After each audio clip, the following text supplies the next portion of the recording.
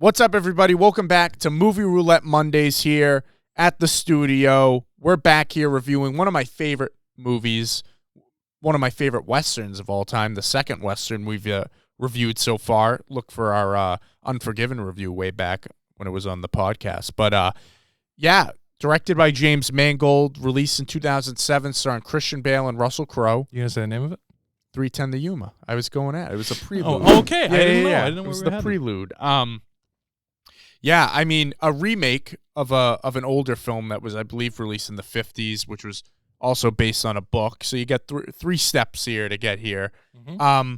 I think a rare example of a good remake. I have not seen the original, but I imagine that this is the superior version. I've heard good things. So, I mean, listen, Christian Bale and Russell Crowe, mid-2000s. I mean, when you look back at that, probably them and DiCaprio, led the 2000s, the early 2000s. Like, if those guys were in movies, you were there, you were watching. This is prime Russell Crowe. A few years after Gladiator, you had, what was the one he won the Oscar for? A Beautiful Mind. Yes. Yeah. He was really good in Beautiful Mind, though. I mean, these two guys, two of the best, two of my favorite actors. And we love Westerns. We enjoy it. You don't see many of them today. I think that this is why this stands out, too. It's more of a recent. I mean, it was almost, how many years ago? 2007. It was a long time ago, but it feels closer. And James Mangold, we talk about a lot. He's doing the Star Wars movies, doing Indiana Jones. He's done some great films. I don't know. I just really like this movie. I think a lot of it has to do with the performances, Russell Crowe specifically. I remember the first time watching this just being like, damn, Russell Crowe's good in this movie. And I think his character is really layered. I think that the first act of this movie, Christian Bale's character, Dan? Yeah, Dan. I don't want to say he's not likable, but he's definitely not your typical protagonist. You know, he's moral. He's just he's moral. In an immoral world in the West. Sure. And there's not it's not as many layers to him. But then as we get further and further into the story, you learn more about his past. He was in the military. You learn how he lost his leg near the end of the movie, which is, obviously not as heroic as he might want people to think it is. And basically you have his relationship with his son, who really doesn't view him as a very strong father, Sure. I don't think. And then you have Russell Crowe, who is this bandit outlaw, Ben Wade, who his name is known. It's the classic trope. Everyone knows who this guy is in the West.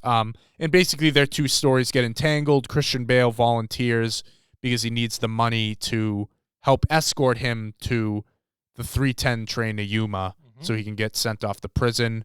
Nick, what'd you think of this movie? I think it's really good. It's a perfect example of Alfred Hitchcock said once that the worse the villain, the better the movie. Oh, yeah. And Russell Crowe is definitely the villain here. Mm-hmm. And I don't know, he does a great job. He is a complete he's the epitome of a pleasure seeker. Someone who just does whatever he wants, even if it's at the expense of everyone else. Mm-hmm. And then you have somebody like Christian Bale's character who is completely moral. Yes. So you have these two people that are very opposite. And the thing that's cool about this movie to me that we don't really see much anymore is how long it takes to kind of unfold about that there are similarities between the two of them. Yes. You know what I mean? Yeah. So it really is, like, some people would say that the first act of this movie is pretty slow. Mm-hmm. But it's not as bad as you think. It's just wait. It's like it's a slow boil, but then it gets there. When you look at it, when you get to the end, you look back at that and you're like, that was necessary. Yeah, 100%. I mean, you're right. I think this whole movie really is almost them kind of learning each other. Yeah. Because he thinks of him as this kind of pushover guy, and then Bale looks at him as this just outlaw murderer. Yeah, no horrible. layers. Right. Yeah, it's like you're a one note song, or what do they call it? Yeah. One trick pony. One trick pony. And I think that Russell Crowe's character, Ben, thinks he's definitely an evil guy. He kills people, does all this stuff, but I think he thinks he's eviler than he is, which we see at the end. Yeah, I mean he's pretty bad, but right. But he still has some kind of moral justification in a weird way. Like he's not outlaw Russell Crowe. Yes, I don't think he's not just doing things without thinking about them. No, it's not psychotic. If they bring him pleasure, he'll do them. Yes. So, like, if he sees a woman he likes, and I'm not saying this is right at all. Yeah. But if he sees a woman he likes, she's his. Yeah. That's not up for debate. And if you get in his way, he'll kill you. Right. That's the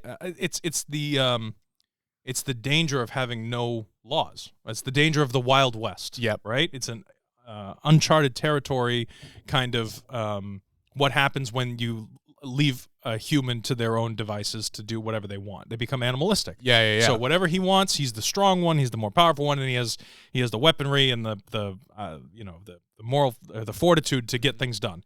And then you have somebody who's trying to be a moral human being. Yep. Who is looking at this person that has no morals and being like, wow, you're evil, you're horrible. Yeah. So I don't think that in the beginning Christian Bale even has a choice necessarily in the matter. I think he just looks at Russell Crowe as like the worst of the worst. Yeah, and then we kind of see some more sophistication of Russell Crowe. Like, I wouldn't say he's a religious guy, but he's superstitious. He knows the Bible.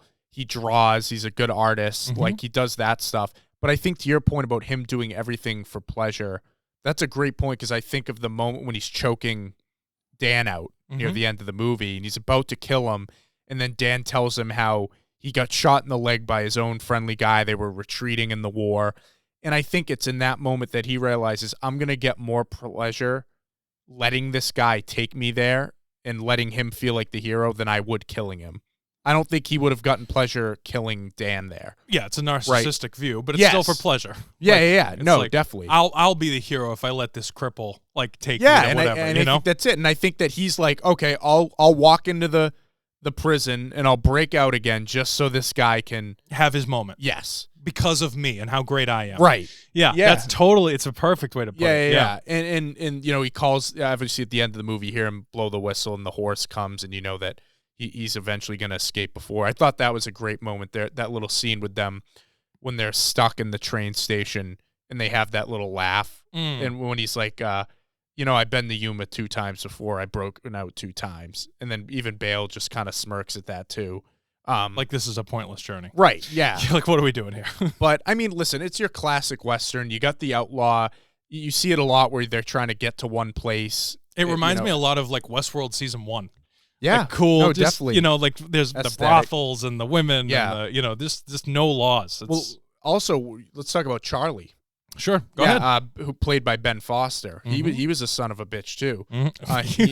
Okay, Captain Western. He's a son of a bitch too. But I think honestly, if you did want to look at this, like, what are you, 50? Yeah. Dan was definitely on the good side. I think so that funny. Russell Crowe by the end of the movie kind of moves more into the middle, I'd say. Kind of not an anti-hero, but he's got some redeeming qualities. And then Ben Foster's character, Charlie, is like that extreme. You know what I'm saying? So I think Crowe ends up meeting there somewhere in the middle. And then obviously he just shoots his whole crew. Again, narcissistic, I don't think he needs them. Right. I don't think he thinks he needs them either. And I think he kind of gets sick of them just doing his bidding.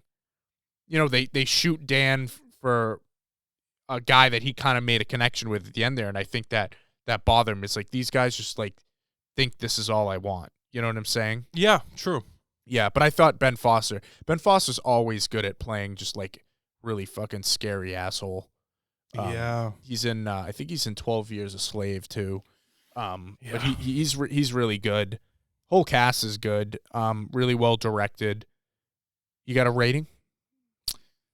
Yeah, 4.5. 4.5? I give it 4.5. All right, yeah. I like a Western. No, me too. I'll probably go, I'm going to go like a 4.1 on this. Yeah, right around there. That's fair. That's good. I mean, that's pretty good. Yeah. Yeah. I think I think the performances are huge. I don't know if you caught this, but you'd probably have to have watched Gladiator recently, but you know the opening shot of Gladiator when there's a bird it's like on a tree or something in the battlefield, and Russell Crowe just looks at it. Oh, yeah. He's talked about that in away. interviews. Yeah. But did you notice in this movie? Is it the same thing? The first shot that goes to him, he's drawing a bird. It flies away, and he looks at it. Oh, that's cool. Which definitely was a reference, which I thought was really cool. But love Russell Crowe. Yeah, we need to review more good. Russell Crowe movies. I'll tell you. Yeah. But, That's true. Yeah, so that'll do it for this review of 310 the Yuma. Let's see what we're watching next week, guys. Obviously, all you guys can watch along too and comment below what you thought of the movie. Most of these are, I think they're all on HBO Max, or Max, shall we say. Yeah, how dare Pretty you. soon, yeah. But let's see it. Let's spin it. I'm going like with an orange color today, I think. Yeah? Yeah, sure. Oh, wow. Yes, dude. Jack Nicholson. I'm actually excited for this. I was talking about Jack Nicholson the other day. This is so good. Yeah, it's a little One Flew Over the Cuckoo's Neck. Nurse Ratchet. Yep. Nurse Ratchet. I should be in there. I can't even speak. But yeah, all right, let's go. I love Jack Nicholson. This movie. This is so good, dude. What was I watching, Jack? And The Departed. This weekend I was watching it. Oh, good movie. Yeah, great movie. But all right, guys. So thanks for watching this review. Watch One Flew Over the Cuckoo's Nest on HBO Max. That's leave a comment down below. Do you like 310 Yuma? Do you like westerns? Yeah. Do you like westerns? Do you like James Mangold? I think he's a great director. I think he's underrated. And who's your favorite actor from the early 2000s? Let us know. Do you like Crowe and Bale? Because we do.